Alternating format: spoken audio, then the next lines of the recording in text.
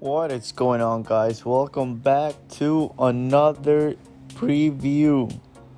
Today we have UFC 305. Man, it seems like it was yesterday when we were waiting for UFC 300, how it was going to be the best event ever, and it was.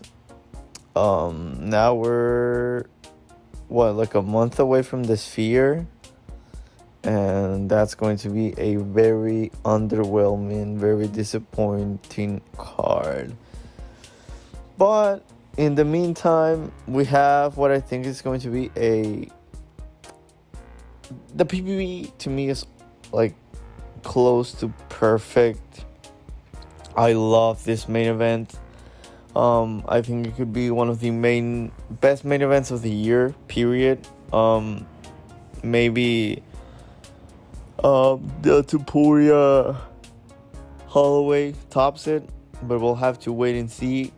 The co-main event is kind of a lackluster, but I think it has potential to be a very fun fight. Gamrot is going to ragdoll Hooker. Tuaivasa versus Biggie Boy is a very interesting fight, to say the least. Two fan favorites.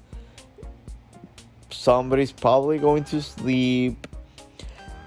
And the main card opener is fucking like Carlos Prates has arrived, and Jingling is a fan favorite. Like, this is a very, very solid card for a PPV. And I mean, the undercard is alright. Like, I guess you only have one women's fight, so that's always good. We have some bets. I have 3 bets, which I guess I'll just get that out of the way first, since that's probably why you're here anyways. You don't want me to, chances are you don't want to hear me talk about Casey O'Neill versus Luana Santos, my full breakdown, my analysis.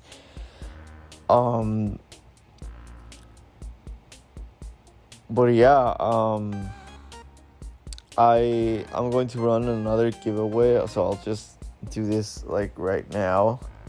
So, for you to enter the giveaway, you just have to subscribe and leave a comment down below. Just predict the outcome of a fight. Like, you can go with Adesanya by KO, Plessis by KO, or I don't know, like Tuaivasa by KO. If you predict the winner and the method of victory of a fight, I don't care which fight it is, I'll send you $10. Like, I'll just give you $10. You can do one per fight, but just so you know, you can, if you get 5 picks correct, I'll only send you $10. So I'm not going to give you $10 for every prediction you get right. So that's a giveaway. Now let's get into the bets. I have just 3 bets for this card. My first one, it's a 2-leg parlay with Jack Jenkins minus 700, plus Josh Culibao on the money line minus 160.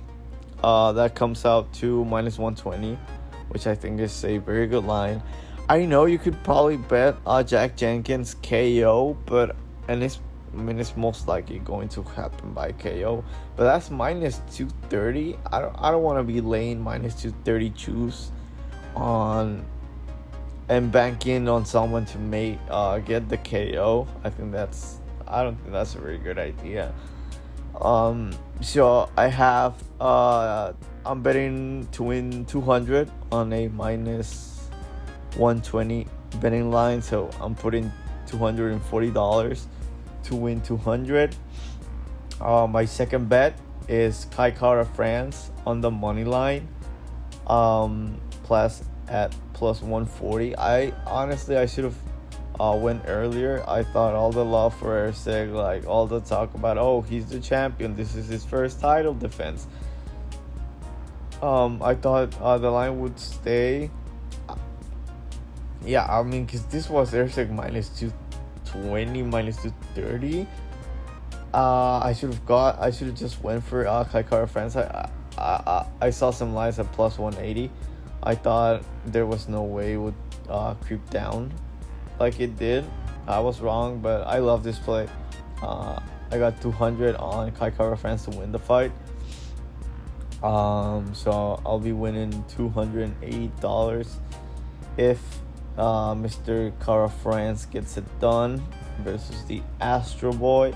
And finally, my best bet on this card. I honestly love this play. I think it's very disrespectful that this line keeps dropping. I mean, Israel Adesanya, I know he's very weird and odd, and he's super weird. And he has a lot of haters now. But I think that's the story with him. I mean, if you have a lot of haters, you're doing something right. He's definitely one of the best fighters of all time. He's definitely a top 5 striker of all time in the UFC.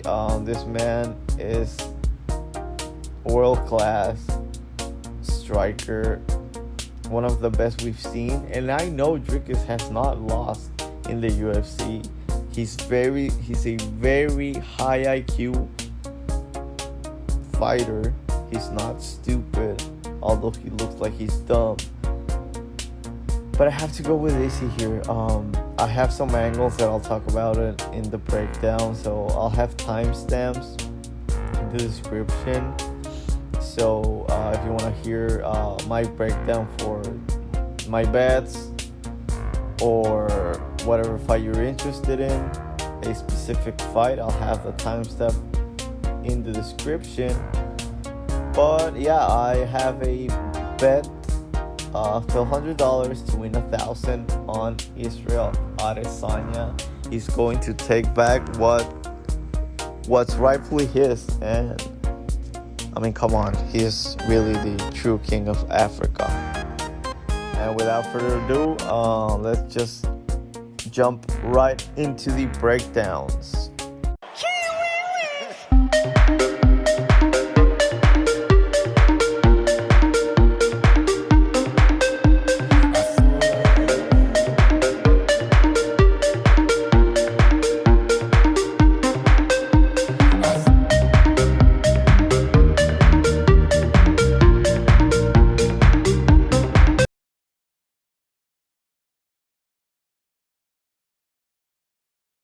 Starting off the undercard, first fight of the night, we have Stewart Nicoll, the undefeated prospect, hometown boy, versus Jesus Aguilar.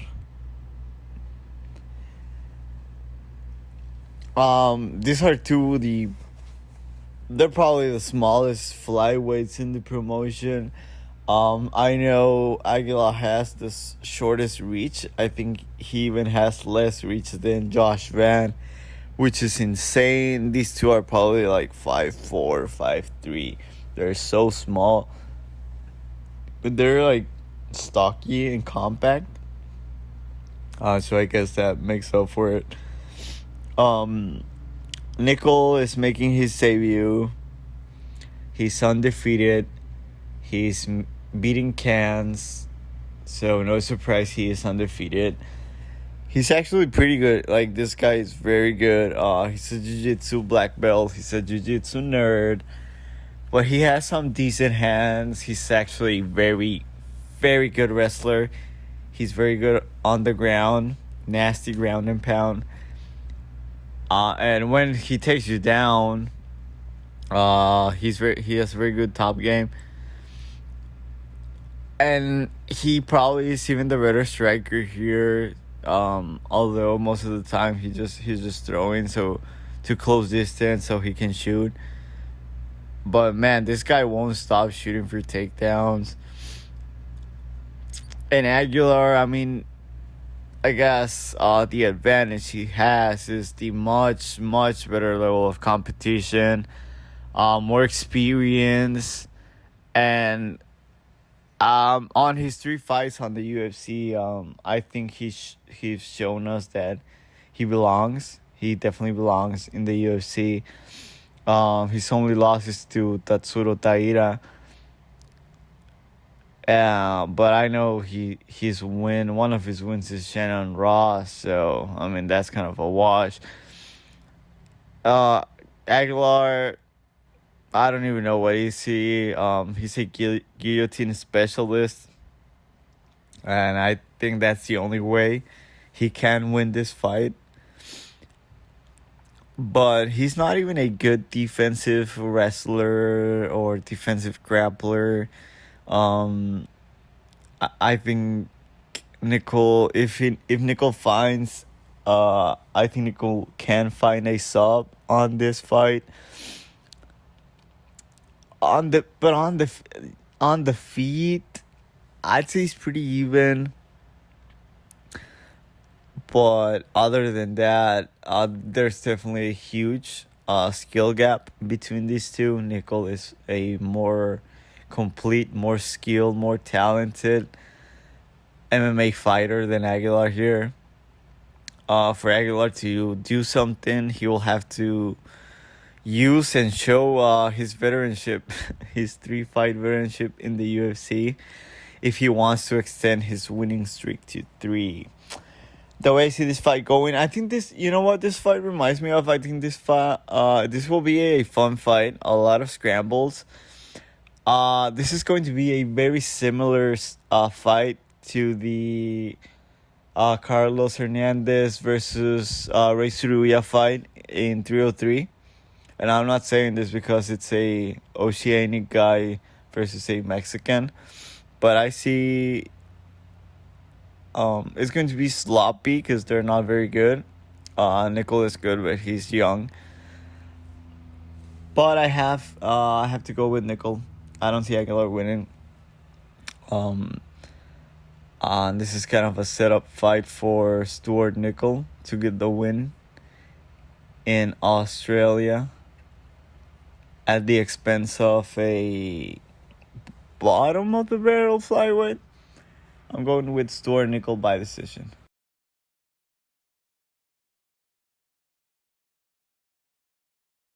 Next up, Kenan versus Ricky Glenn. I'll do this one very quick because anytime you lose to Christos Giagos and you are terrible because Giagos is one of the worst fighters in the promotion. Ricky Glenn got knocked out by Christos Giagos in the first round. That's all I'm going to say about this man, and that's all you need to know. He's moving up a weight class, so he will have the skill advantage. But man, he is bad. He's a bad striker. He reaches too much, lifts his chin up. He sucks. He's old now. Kenan, he's a very good striker with power. And Glenn has been knocked out in the first round on his previous 2 fights now. So he's on a bad losing streak. And Kenan Song is a very, very big for the division. Ricky Glenn moving up a weight class. I think he can big bro Ricky for as long as this lasts. Because Song is a very big welterweight with power. I know he can sometimes be a little too low volume for my liking. But he's big, strong, with very good cardio. And also has chin issues. So you would have to lean this fight to not go the distance. But I don't see how Ricky Glenn puts him away. If Kevin just said couldn't do it, and that guy he's he's decent. He's very good. He's definitely better than Ricky Glenn. I think this is song all day here. And now that I'm like recapping and doing the preview and the breakdown, I don't know why I don't have a bet on Kenan's song. Like, line is fairly low. I think it's minus 180. But my prediction here is Song Kenan by KO. I think he does it on the second round. Ricky Glenn breaks that streak, but he only breaks it because he won't get knocked out in the first. He'll get knocked out in the second instead.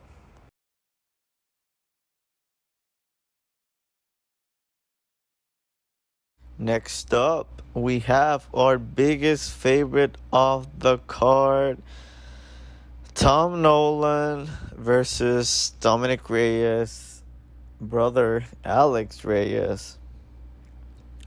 This line is an absolute joke. I know Tom Nolan is winning this fight. He is not losing. But the guy is chinny. Mota almost killed this man on his debut. And he got caught on his previous fight versus a midget in Victor Martinez. He got him hurt. Nolan, I know he's huge for the division. I think the only fighters that are taller than him are fucking Jalen Turner and Joel Alvarez. But this one is long, lengthy, has pretty good power, very good striker, and he is big. Like, he's muscular. I'd say he walks around at 180 easily by fight night. That being said, he's probably killing himself to make weight, and that's why he has durability issues. I really don't understand this whole weight cut culture. I mean, why don't you just fight at welterweight? You'll have a skill advantage over a lot of the fighters there. I'd say he's more suited for welterweight. I don't think he finishes his career at lightweight. But he's still young. He should keep getting better. But his fighting style is just to trade, And I don't see how Alex Reyes hurts Tom Nolan here. He's faster, more powerful, throws some very decent kicks, mixes those very well. And he throws everything with intent to put you out. If he gets you to the ground, he has a nasty ground and pound. He has very good control. I'm not ready. I mean, I'm definitely not betting on Alex Reyes, and I'm not putting money on Tom Nolan minus. I don't even know what's the line on the KO. I didn't even bother because I know I'm not betting. I'm not laying juice. I know he's going to knock him out. It's going to do him in the first round, probably, more than likely. I don't see how Alex Reyes survives. He is sold, winless in the promotion. He's just like his brother, man. He has no chin. It seems that this is a thing in the family, not having a good chin. I mean, it sucks because Dominic Reyes is a good fighter. But you can see, you can tell the UFC really likes and is pushing for Nolan. But they know he's not the real deal, has defensive issues. IQ, I don't think he has very high IQ in his chinny. So, you know what? Let's just give him Alex Reyes so he can knock him out in Perth, right? Reyes is a decent boxer, but I don't see how he gets into the pocket and makes it dirty. And even if he tries to make it dirty, he's going to get caught. And if he keeps this fight at range, he's toast. He'll get knocked out in the first round. Could he try to wrestle and grapple? Maybe, but that's how we these old fighters, they have so much pride and, oh my god, I'm such a veteran, I'm so good. This young cat is not going to beat me. I'm a much better boxer. When in reality, they're just stupid and deluded because they're old, probably have CTE, and they go out there thinking they're the shit and they can hang out with this young cat, big hot prospect, and they get knocked out. So I'm going with Tom Nolan to get the knockout within the first 5 minutes.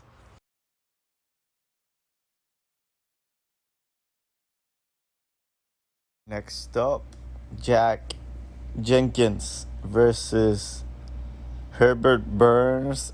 I'm not going to waste any time. I'll just jump right into ripping Herbert Burns. Shred him to pieces. He is terrible. He's a quitter. He has terrible cardio. Probably one of the worst gas tanks we've ever seen. Like, ever. His only chance is a weird sub on a scramble.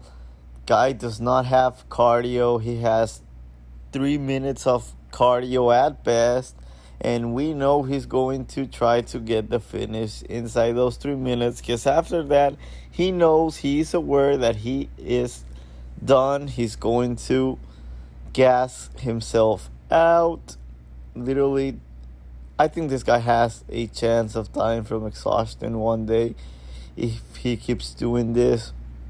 He's on a 3 fight skid, and he keeps getting finished because he gets tired. Like, not even, like, the guy cannot make it out of the first round without getting tired. Does not have any hands. He murders himself. Another one of those guys that just, I hate weight cut culture so much. I don't understand it.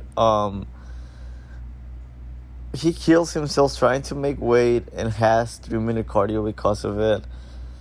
And you can tell he does not like to get hit, so he'll find a way out. If he's already tired, he'll give up his back, or he'll just roll up and pray to God the ref jumps in quick. It's weird that he does not like to get hit, because he creates chaos. So I don't understand his game plan. He has elite level grappling. He takes the back very easily, super smooth. But again, no cardio. The guy, he throws some decent kicks. I'll give him that on the feet. But this man is looking to take the fight to the ground, and he won't stop shooting for takedowns for 3 minutes. After that, he's done, and he finds his way out. Jack Jenkins, this is a layup for Jack Jenkins. Jack Jenkins is actually very good. He was beating the shit out of Mariscal, and that was one of the reasons I was looking to fit Mariscal, because I thought he was on his way to losing to Jack Jenkins, and that fight versus Terrier was a robbery. So in my eyes, he was on a 2-fight losing streak. Jack Jenkins, though, has great hands. He'll put to sleep Herbert Burns after he stops some takedowns. He's a great striker, great volume. Throws some nice kicks, decent combinations with power. He can grind you on the clinch as well. Very good knees. Good dirty boxing. Good ground and pound. The guy can wrestle. I love this guy. He's very good. That's why the line is minus 700. That's why I have him on a parlay.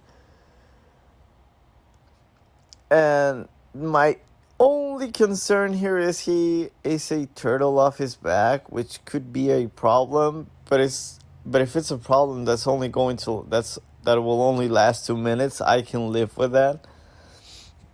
No point in betting the KO minus 230. I already mentioned that. Just parlay this with, I don't know, Josh Culibao, Kenan Song, Tuaivasa fight to not go the distance. I don't know. You can just get creative, put this in your parlay, and you'll profit some money at the end of the night. My prediction here is Jenkins gets it done.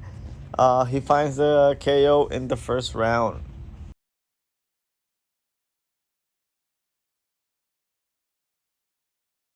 Next up, we have our only women's fight on the card. It is a flyweight bout between Casey O'Neill versus everybody's favorite TikToker, Luana Santos. Casey O'Neill is one of my girls, and I know she has looked terrible recently. It's concerning because she's still very young. I think what is she? She's 26. She's only 2 years older than Luana, and it feels like she's been around forever. She's kind of a meme now, a joke, of how he's just the definition of mid. But what the hell happened to her? I remember she started off great, and now it looks like she fell off a cliff. She's a long and lengthy striker with power. I mean, power for a women's fight. Take that as you will. She throws good volume, but she's looked like she lost a step. She looks slow on her recent losses. She's tough, so she can avoid the finish, but if her loss to Lipski, at the time that looked terrible. Lipski has gotten better, so it may be a little overblown, out of proportion, because Lipski, he got ragdolled by Karine Silva, but she made it to the end. And Lipski reinvented herself, so I don't think it's not as bad a loss as everybody is saying. But man, this is on her backyard.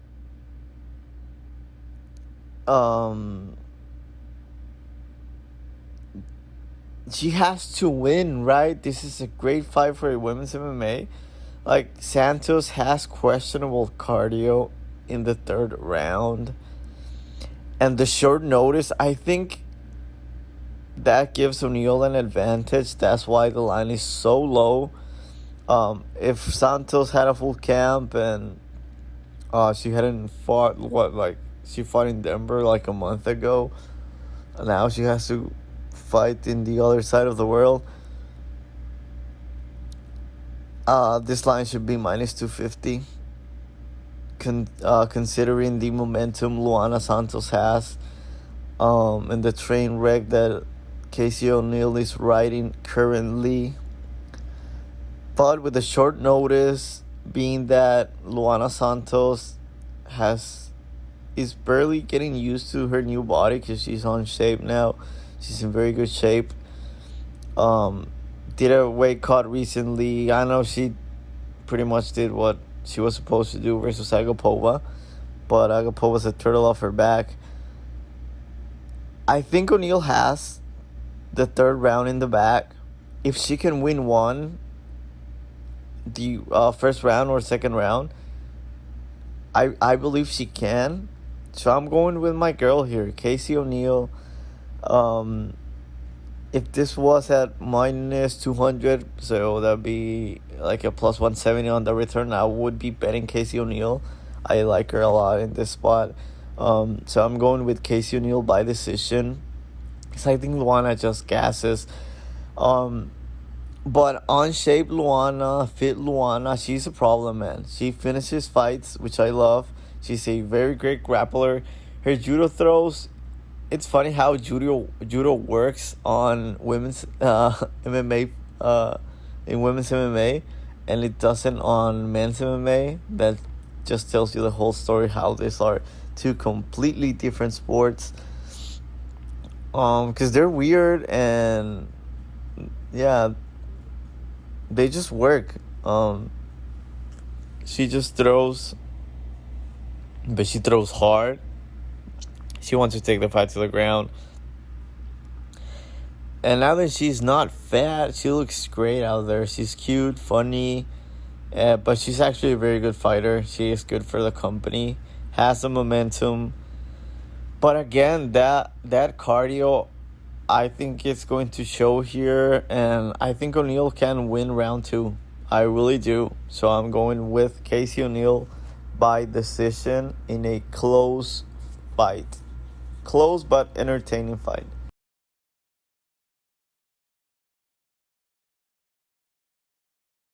Next up, we have Josh Culibao versus Ricardo Ramos. Ramos is the more skilled. Just he has more raw talent. He's genetically gifted compared to Culibao. He's a very good striker, very good grappler, but he's an ape. He's an idiot. He throws too many spinning attacks. But he's dumb. He makes stupid decisions, low IQ. I worry about his chin. And it sucks because he's a great striker, great grappler, can wrestle. He's definitely the much better grappler here. But this man finds a way to lose.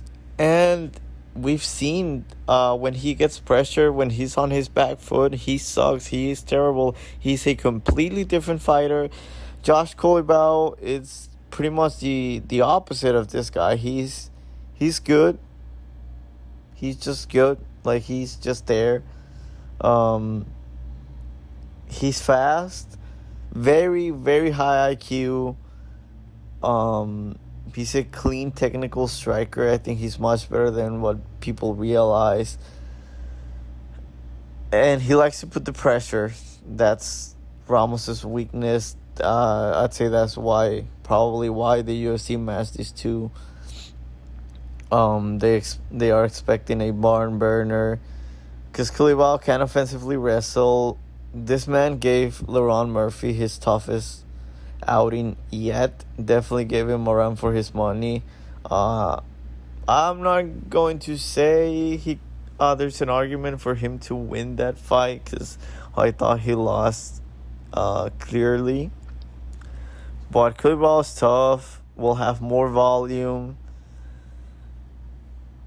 And it's very funny how these are really they're really on the opposite side of this spectrum from each other. One is smart, the other is an idiot. One's a great athlete, the other one is not. Culibao is an overachiever.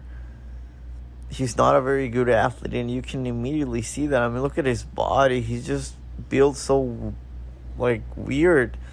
But he's smart.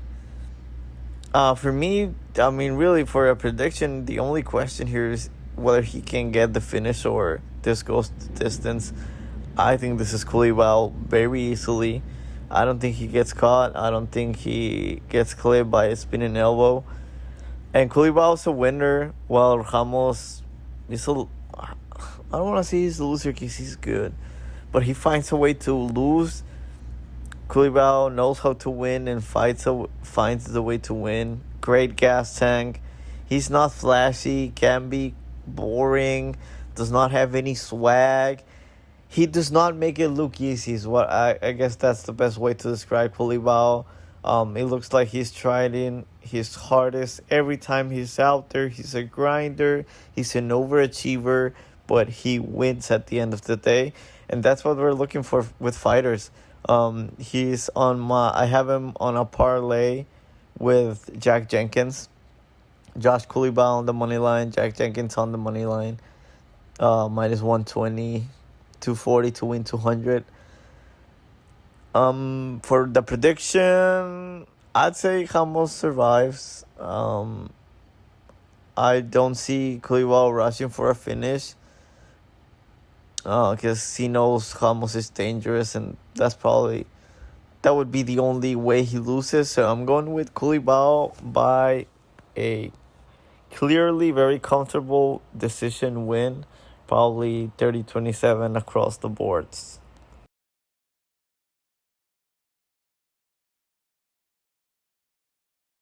Next up, our featured prelim fight, a heavyweight bout between Junior Tafa, one of the Tafa brothers, versus Johnny Walker's big bro, younger brother. I'm not really sure. Valter Walker, the clean monster, baby. The clean monster fight week. This is a very intriguing matchup for me. I know everybody was on Valter Walker on his debut. I was not. I made a shit ton of money that night. Fading him. I knew he was a fraud. I know he kind of got lucky because he could have won that fight. But I don't think he's as bad as now people say he is. You cannot have a worse performance than what he did on his debut. So he's definitely not as bad as he looked. So everybody hates him now because he burned them on their parlays and their bets and their picks.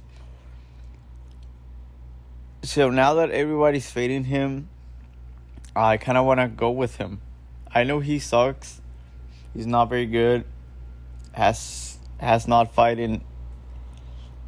I don't think he's faced near the level of competition as Tafa. This is definitely... He's a huge step up, even from Lucas Bresky. Tafa's much more skilled than anybody he's ever faced. And he has terrible cardio. I mean, my man was trying not to die from cardiac arrest on his debut. But man, he can wrestle, and this guy is huge. Okay, he probably weighs 300 pounds. He's 6'6". Huge reach advantage here, about 80 inches. And he was getting takedowns at will. Has some pop. This will look like a true heavyweight versus a fat middleweight. Because Junior Tafa is not tall. He's not big. He's just fat. He's lazy and doesn't want to cut to light heavyweight. Honestly, he would be a very good light heavyweight. Junior Tafa is very skilled. I think he's more skilled than Justin. He's a much better, more clean kickboxer. But my first reaction here was somebody's getting clobbered. Both guys will probably look to brawl. But then I kind of want to go with Walker by decision because I think he can dominate wet blanket Junior Tafa on the ground for 15 minutes. Kind of like he did similar with Bresky. Because Tafa is a horrible, terrible wrestler. Cannot defend takedowns, cannot get back up. He has the skill to be such a great striker, elite level, because this is heavyweight, obviously. But he just gets drawn into so much brawls, and that's just the way he fights. He's not very smart. He moves very well. Actually, he has very nice kicks to all levels. He's very athletic compared to his brother. Has power. Is probably 10 times more skilled than Walker. But he's going to be super small compared to Walker. If Walker grabs a hold of him, he'll just toss him around like a little kid. I know the Tafa brothers have. I don't want to say hype because I don't think nobody thinks they can do shit, but they're fan favorites. Tafa.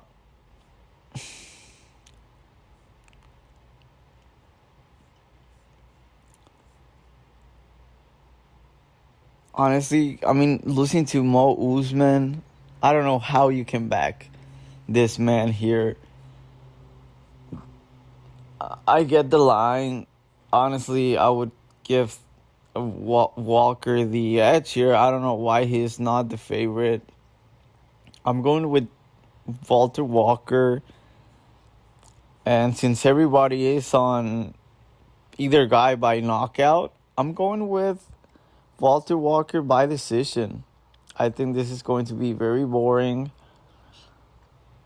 And Valter Walker, if he just wrestles his ass off for 15 minutes, his cardio should have gotten better. That's pretty much the biggest weakness on his game, was the cardio. I think he gets it done. I think he gets it done by decision. I'll probably bet on him by fight night. I'll have to wait to see how he looks on weigh-ins, but I'm pretty sure I'll be betting him. Give me Walker by decision.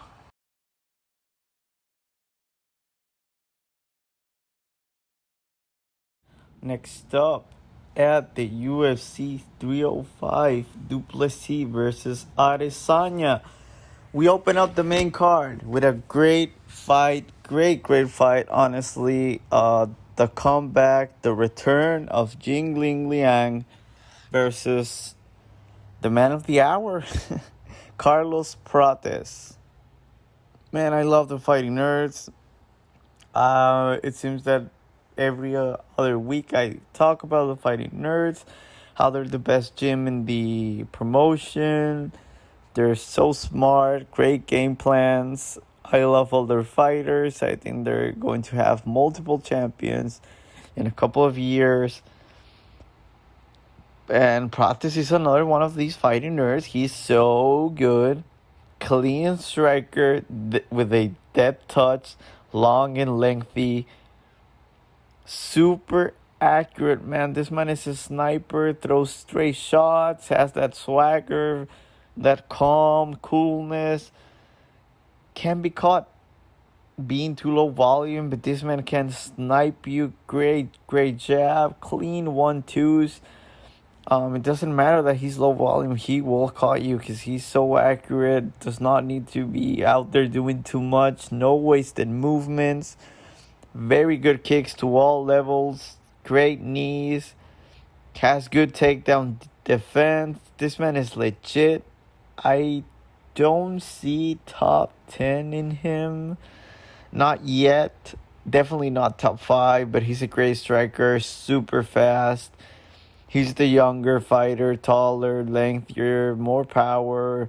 He's faster. Cleaner strikes. He's definitely going to have the better moments, and it's going to be a beatdown for 15 minutes. The fighting nerds always come with great game plans. They're the real deal. Will dominate the UFC in no time. I really believe that. He beat two very good fighters, and he made it look easy. He's very smart, very accurate. Jingling, he's back after a long layoff where he had back surgery. The man broke his back. I don't know what he was doing and who he was doing it with, but it's concerning how he will look. I love this guy. Everybody's a fan of Jingling. He's fun, exciting. He's actually very good, but you just don't know how he's going to look.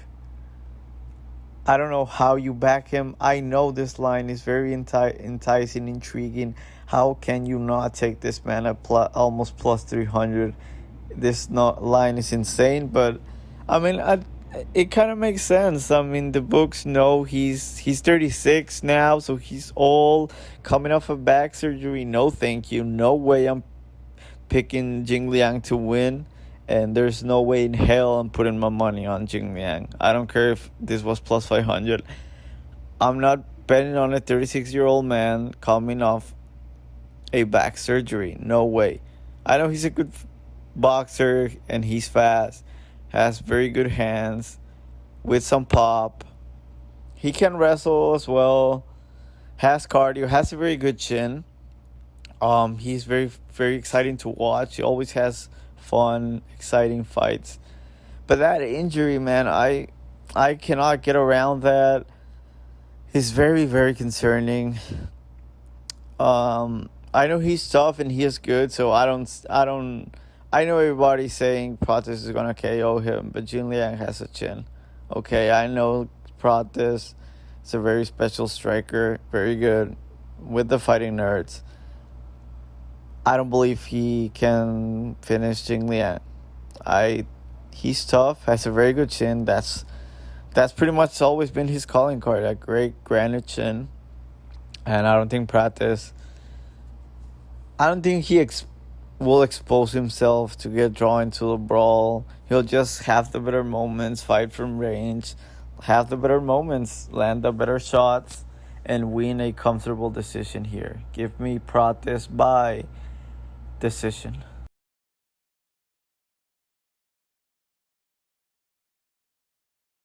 Next up, the people's main event, Tuaivasa versus Biggie Boy, Jairzinho Rozenstruik.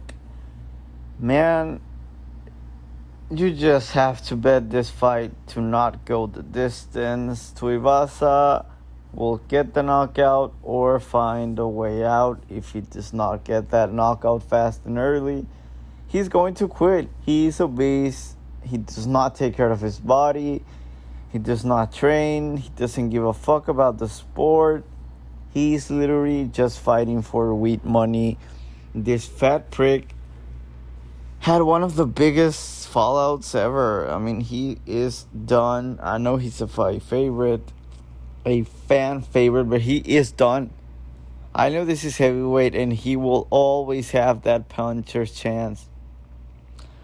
Because he has power. He can put you out with one punch. But Biggie Boy is good, man. He's smart. He's faster. I don't think he makes a dumb mistake or a dumb decision to get caught here. I really don't see Tuaivasa. That's the only way he wins.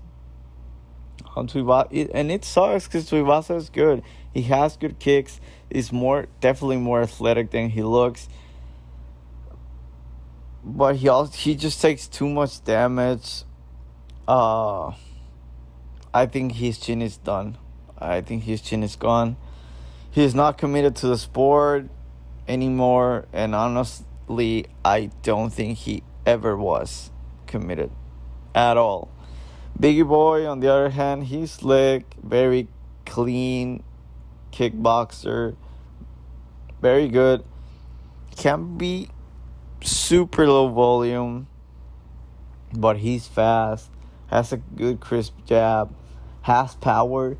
He does not hit as hard as DC and the broadcasting team want you to believe. He does not hit like a truck. I would say, has below average power for a heavyweight, and he also has some chin issues. Both of these guys have taken their toll. But I think he catches Tuaivasa reaching. Tuaivasa will just march forward, swinging meaty hooks. And Rozenstruik is a great counter striker and will caught him. I think he catches him. I don't think we see him try to wrestle here. Although Tuaivasa sucks. I just don't see Biggie Boy wanting to do that. He's just a great counter striker. We'll be happy to keep this on the feet. He eventually catches him. He probably does it in the first round. But I give Tuaivasa a round in front of his home crowd before he quits. Because I think he's going to quit. He'll try for the first round, won't get the knockout, and will come out in the second looking for a way out. Because he does not like to be there. He's not a fighter. He is fat, and he does not care, honestly. Give me Rozenstruik by early second round KO.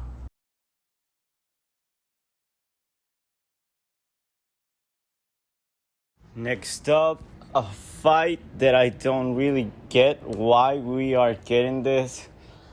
Our featured fight of the night, Mateusz Gamrot versus Dan Hooker. The Hangman himself is back. Let's be honest here. We have this fight because the UFC promised Hooker to be on the Perth card, and since they did not want him to fight Saint Denis on a main event in Paris because he's washed now, he is old. They were just like, all right, just keep warm, Gamrot, for us until we figured out what the hell we are doing with this division. The Islam injury, the Arman Saruki and Poirier interim fight. You still have Oliveira and Gamrot. So, Dan Hooker's job here is to keep Gamrot warm until he gets a title contender eliminator fight, I would presume. But back to the breakdown. Man, Gamrot is not the level of competition that Hooker beats. So if you just look at his losses, if you compare his wins and his losses, he usually beats guys that are a notch below Gamrot's skill and ability. Hooker, he's good from range. He has very good kicks, very, very good kicks. Because he's long and lengthy, uses that range very well. Has good knees up the middle. But he is washed now. Man, I just don't see how he wins this fight. He doesn't have much of a chance other than if you think Gamrot luck has finally ran out, because that's kind of a topic in the community that Gamrot is a fluke. But man, Dan Hooker I think he's just here to lose. His body has taken its toll by now. He's been in too many wars. You gotta give him credit, man. He was a very fun fighter, very exciting to watch. I actually want him to win. I was so tempted. I'm still tempted to put a flyer, like fucking $20 on Dan Hooker money line, just because I want him to win so bad.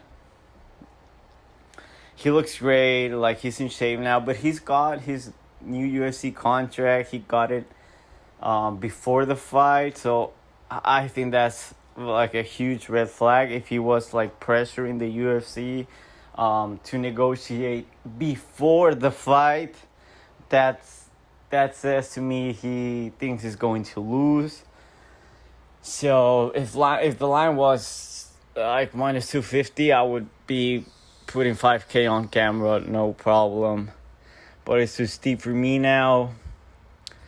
He has underrated wrestling, but I mean, the guy is what he is now. Doesn't have very good takedown defense. Yes, he's an underrated grappler and wrestler. But Gamrot, man, I think it's time we accept and embrace Mateusz Gamrot, man. He is good, okay? Great wrestler, great pressure, amazing gas tank. This guy won't stop. He's super athletic, freak athlete. His wrestling opens up his striking, because his striking is actually very good.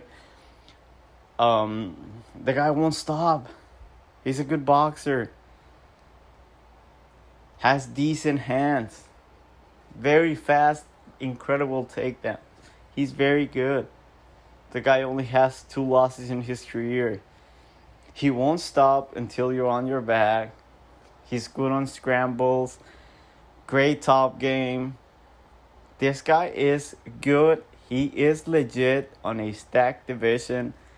Hooker doesn't have any chance here. Only question is if he makes it till the end. I believe he can survive. So I'm going with Mateusz Gamrot by decision here. It wouldn't surprise me. No, you know what? No. Hooker's not giving up, not in front of his home crowd. Even if he's taking a beating, he's not going to just roll up or give up his neck. Give me Gamrot by decision here.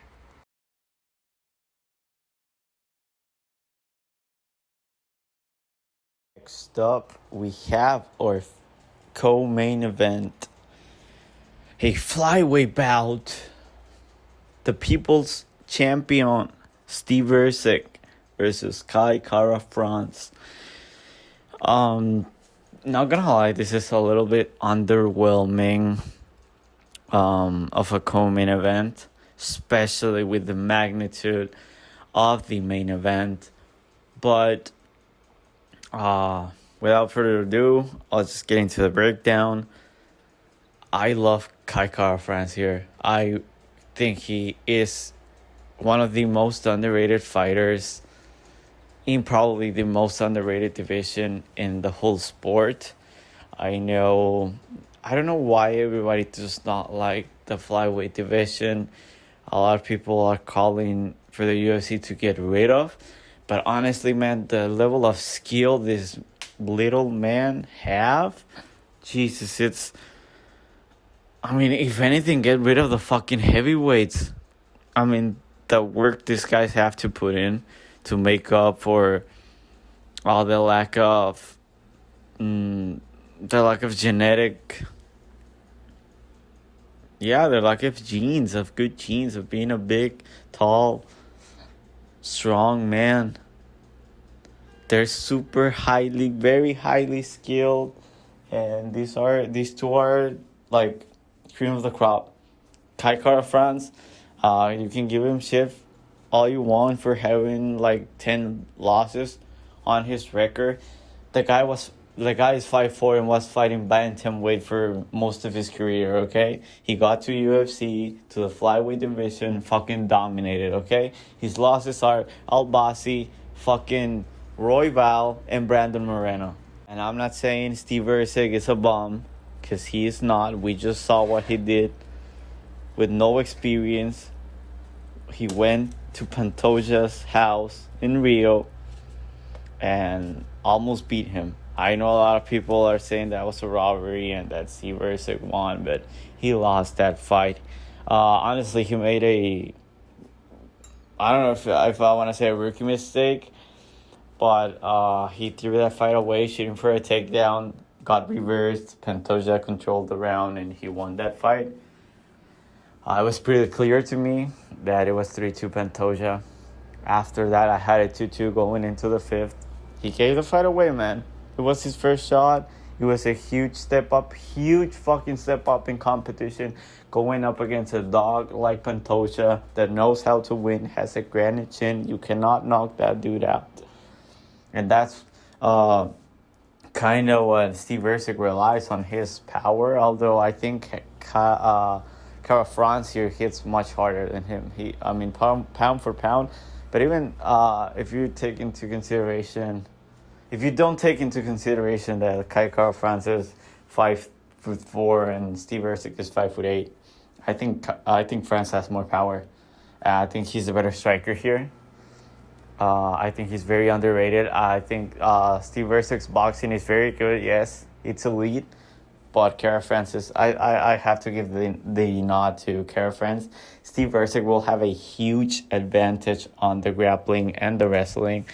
Going into that fight versus Pantoja, I said I was on Erceg that night. I did not have any money on him, but I picked him to win because I thought he was an underrated grappler, and he went toe-to-toe with Pantoja, who's one of the best grapplers we've ever seen at that division. But I'm going with Kara France here because I think that, I don't know if this is a thing or I'm just making this up, but it seems that to me that whenever a fighter, a challenger, a contender challenges, gets a title shot and they lose, it seems that they always lose their next fight, because they're like, oh my god, I just fought for the title, and maybe they're not as motivated. Maybe they're a little bit like it was a big psychological hit on their psyche. But I don't know. To me, I mean, we just saw it with Vera. I mean, that guy looked like he was shot. He looked terrible versus Figueiredo. Who's another example? I'm trying to think somebody recently who challenged the title and then immediately lost their next fight. That's kind of interesting. I cannot remember anybody from the top of my head, like, right away. But I don't know. That seems like a trend to me. If someone knows the numbers or wants to take a deep dive into the numbers, I would love to know. Please let me know in the comments, or you can shoot me a DM. But yeah, I'm going with Kara France here. I think this is going to be a great, exciting matchup, like elite level flyweight stuff. I mean, honestly, this division is, it's low key stacked. I mean, you could anybody from the top 7, top 8.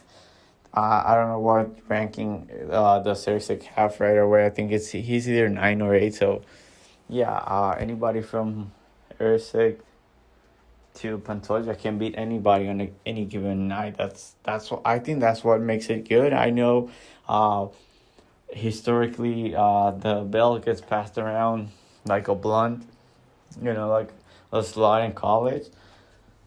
But I think it's fantastic. It's a fantastic fight. I just got excited talking about it. I don't think it's a lackluster coming event whatsoever now. But I'm going with Kara France, and as you know, I have a $200 bet on him to win $280. Kara France on the money line.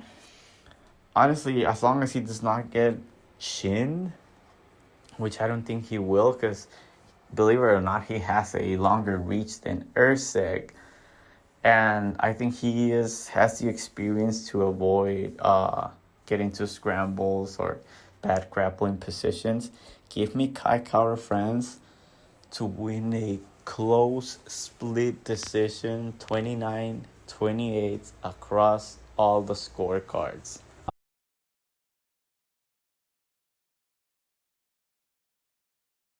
Next up, our main event of the evening, the middleweight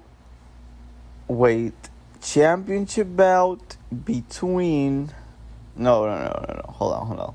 This is the championship for the title for the King of Africa. That's what they're selling us, and that's what it should be. They should just change the name. They're not fighting for the belt, they're fighting for the title for the King of Africa. But my god, what a fucking great main event this is. I already mentioned it on my bets segment. I think this has potential to be the best main event of the year, like PPV. Because if you really go back, Strickland, Duplessis, it was alright. Volkanovski, Tuporia, was just sad. 300, the card was amazing. The build-up for the main event was good, but it was such a weird matchup, so short notice. And heel and shit. It could be, but I don't rate it as high as this one. Because Pereira doesn't speak English. What is he supposed to say? O'Malley versus Vera, get the fuck out of here. 301, I'm not even gonna get into that. 302 was good. Actually, it was a very good fight. A lot of people had Islam winning in a round or two, and Poirier showed up and put up a great fight. 303, that was good, but I think everybody was expecting more of a war. If if that fight went 3-4 rounds maybe, and both of the fighters had good moments, it probably would have been the best one. But since it ended so, I mean, it looks so easy. I don't want to give it. I don't think that's will. I think this fight tops it very easily. I don't think the O'Malley Merab fight will be better than this one. Could be, but nah. Oh yeah, maybe Holloway and Topuria for sure. But I think this has a chance to be the best main event of the whole year, because of all the tension, and the media doesn't really want to say, oh, they hitting on him because he's white, and he's saying that he's the fucking king of Africa, a predominant black fucking continent. You got Adesanya saying he fled his country where he was fucking royalty back in Nigeria. Yeah, I mean, this has everything. It's for a belt, tension, beef, hatred, fucking... And the both fighters are great. They're super skilled. They deserve to be here.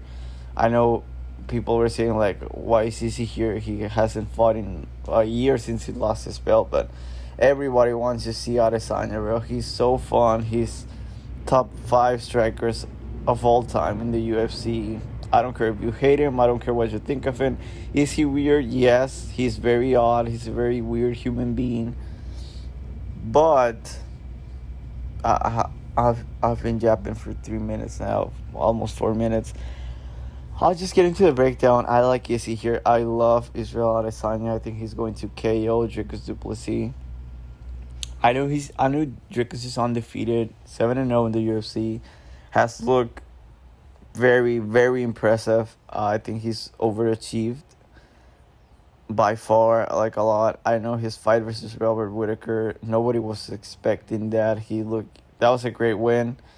His fight versus Strickland, I mean, it could have gone either way. But other than that, I mean, what the hell has he done? He beat an old Tavares, old Darren Till, old Derek Brunson, kind of an old Whittaker, you could say. And he beat Sean Strickland, another fucking overachiever. Like, I don't think his resume is that impressive. Is he good? Yes, I think this man is super smart, has a great corner, understands what he's doing, what he's supposed to do, his path to victory. He sticks to his game plans. He trusts his corner. He trusts himself. Has that wrestling in his back pocket to secure takedowns at the end of the round to end in good positions. Because we know the judges value that for some weird reason. The guy has 10 subs on his record. I know who did he sub? He subbed there until, yeah. He's not doing that too easy. But this man, I don't think he's a very good striker. He just has this weird stance and moves forward, and he looks like he's doing more than he's actually doing. I think he has very vast striking defense. I mean, we saw how his face ended up after. I mean, if your face looks like that after Sean Strickland is just jabbing you, can you imagine what this is going to do to him? I know he's only been knocked out once, and that was like a long time ago. I think that was in KSW. Right. Not really sure. I don't remember. But man, this man knows how to win, and that is concerning because I'm all in on Adesanya. I got a $1,200 bet on him to win $1,000, minus 120, and I love that play. But I guess there's just two ways to see this. Two sides of the coin with Adesanya at this moment of his career. That fight versus Sean Strickland, I think, either that was just like a bad night at the office, everybody has one, and he gets a pass, or is he done? because he's 35 now. He's been in so many wars, but he's just so good. And one thing we know, like, motivated Easy is one of the best fighters of all time, and we saw what he did to Pereira. That was one of the best knockouts of all time, period. And he put him to sleep. Like, he went out cold. I know Dricus probably has a better chin than Pereira, because Pereira, I think he's kind of chinny. I don't think he can take a punch like a Dricus. But man, Easy, he's just so clean, and he'll hit you. I don't think he has this huge power, but he's so accurate that he's going to hurt you whenever he lands. He has his kicks. I think he can defend the takedowns. I mean, this is going to be a fucking chess match. This is going to be fucking Carl Magnus versus Ricardo. Like, this is going to be a war, but super calculated, very meticulous. I don't think any of these guys are prone to make mistakes, let alone big mistakes that could just lose a round for them. I think this is going to be a super calculated fight. I don't know how exciting this is going to be, but for as long as it lasts, because I don't think this is going the distance.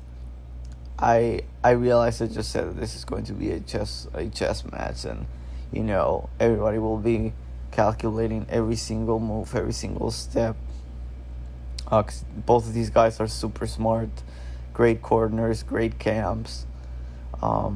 Easy obviously has a huge experience advantage here. I mean, the fucking murderer's row this man went when he got to the UFC. I mean, the guy started fighting. Didn't he make his debut versus Whitaker? Like, you know how insane that is? Yeah. Oh yeah. Who was his first fight? Yeah. No. Okay. No. Whitaker. It was Rob Wilkinson. I mean, still at that time. I mean, that was impressive. I mean, EC, I believe, was 11-0. Right. Wilkinson was 11-1. That was his debut. Then he beat Vettori. Then he beat Tavares when he was not that old, like when Dricus beat him. He beat Derek Brunson. I mean, he was kind of getting up there in age. He beat up an old man, Anderson Silva. He almost lost to Kevin Gastelum. Then he beat Whitaker again, beat Romero, beat Paulo Costa. I don't know why he fought Jan Blachowicz. I thought was a very dumb, questionable decision to do. Guess he wanted to try for that second belt. He failed. He beat Vettori again, Whitaker again, Cannonier again. He lost to Pereira, and then, but he avenged that loss. And I mean, you could see it in his eyes that he really wanted to fucking kill Pereira, and I think he wants to kill Dricus, and I think he's going to. I think this reckless, just put yourself in harm's way style for Plessis is going to cost him here, because it kind of costed him versus Strickland, but Strickland does not have the power that this man possesses. And Adesanya is a much better striker, more dangerous, has the experience. That being said, I don't know if Plessis will fight his usual fighting style, but I think you do. If you're him, you have to trust your abilities. I mean, I think he's going to shoot for takedowns a lot more than he did versus Strickland. But I believe, I mean, if this goes the distance, I think Dricus wins it. I think Dricus has a decision because of the takedowns. But that being said, I believe Adesanya is going to knock him out in the third round. He's going to clip him. I don't know if he's going to knock him out cold, like almost killed him, like he did Pereira. But I'm going with AC third round KO. And especially on these main events, I like to, think of the narratives. Like, what's going to happen if Dricus wins? I mean, he's probably what? I think they're going to give Sean Strickland a rematch. Is the UFC really fond of that? I don't know. If Adesanya beats Plessis, what are they going to do? They could do Whitaker. Well, Whitaker is now booked, right? Versus Chimaev. They're not doing Pereira Adesanya 3. No way. Easy's not moving up and Pereira's not moving down. Probably like a catch weight. No, but it's for a championship. So no. Forget I even said that. I sounded so stupid. Could we see a rematch versus Strickland? How motivated? I think, you know what? I think that's what's going to happen. I think he's going to beat Dricus, and then he's going to avenge his loss to Strickland. He's going to retire. I think after all he's been through, I think he's very close to retiring. And for the type of, vibes, the type of person he is, he was so salty when he lost to Pereira. It seems that he couldn't sleep at night. He had demons. He could not believe this man was beating him like every time. It seems that he really wanted to fucking beat Alex Pereira. You could tell. I think he really wants to beat Plessis. I don't know if he really, really, really wants to beat Strickland, but I think he'd be open for a rematch. And after that, he's going to retire at 26-3. I'd say you got the belt 3 times. You avenged all of your losses. You have to if you do that, you're probably the GOAT of the division. And say what you want about the man, but I think he's going to retire as the middleweight GOAT. I cannot believe I talked for this long. I'm really, I'm all in on Adesanya. If he loses, I think he's going to retire probably. Or the UFC will just give him a layup like a fucking... Will they give him someone like a fucking Imavov or Brendan Allen just so he beats a can and retires with a win? That could also make sense, but I don't think he would care too much to retire, being a can. If anything, he would probably just wait another year and fight for the title again. If he loses, which I don't think he's going to. But yeah, that's the end of the breakdown. That's the end of the video. If you stayed this long, I really appreciate it. If you leave a like, if you like the video, dislike it if you hate my takes. Comment down below if you are fading me, if you're tailing on my bets, on my predictions, if you're fading my plays. And yeah, I'll see you on the buy and sell segment video for the week. And I'm also starting another series this week as well, a weekly series. Yeah, have a good one, guys.